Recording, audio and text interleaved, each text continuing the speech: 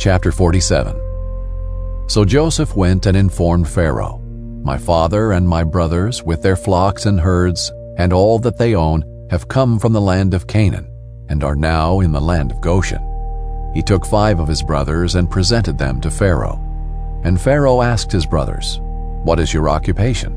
They said to Pharaoh, "Your servants, both we and our ancestors, are shepherds."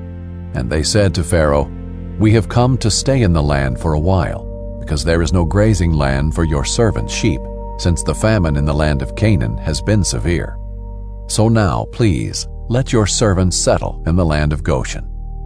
Then Pharaoh said to Joseph, "Now that your father and brothers have come to you, the land of Egypt is open before you. Settle your father and brothers in the best part of the land. They can live in the land of Goshen. If you know of any capable men among them, put them in charge of my livestock."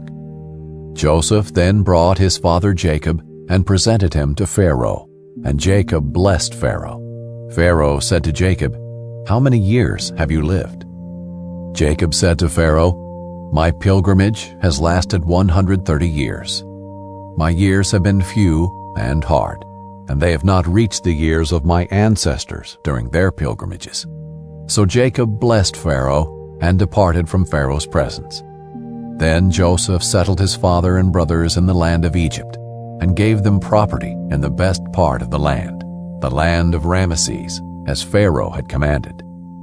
And Joseph provided his father, his brothers, and all his father's family with food for their dependents.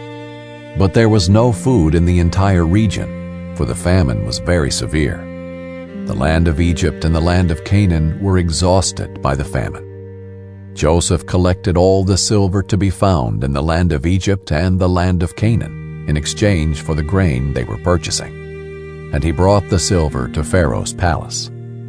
When the silver from the land of Egypt and the land of Canaan was gone, all the Egyptians came to Joseph and said, "Give us food. Why should we die here in front of you? The silver is gone." But Joseph said, "Give me your livestock. Since the silver is gone, I will give you food in exchange for your livestock." So they brought their livestock to Joseph, and he gave them food in exchange for the horses, the flocks of sheep, the herds of cattle, and the donkeys.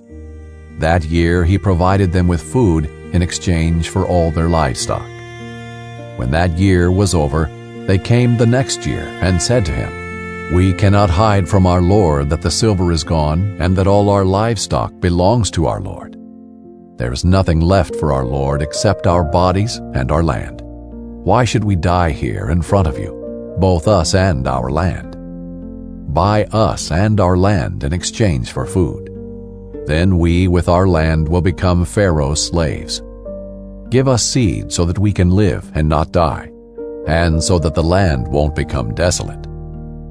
In this way Joseph acquired all the land in Egypt for Pharaoh, because every Egyptian sold his field since the famine was so severe for them.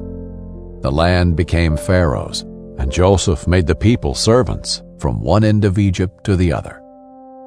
The only land he did not acquire belonged to the priests, for they had an allowance from Pharaoh. They ate from their allowance that Pharaoh gave them. Therefore, they did not sell their land. Joseph said to the people, "Understand today that I have acquired you and your land for Pharaoh. Here is seed for you. Sow it in the land. At harvest, you are to give 1/5 of it to Pharaoh, and 4/5 will be yours as seed for the field and as food for yourselves, your households, and your dependents." "You have saved our lives," they said.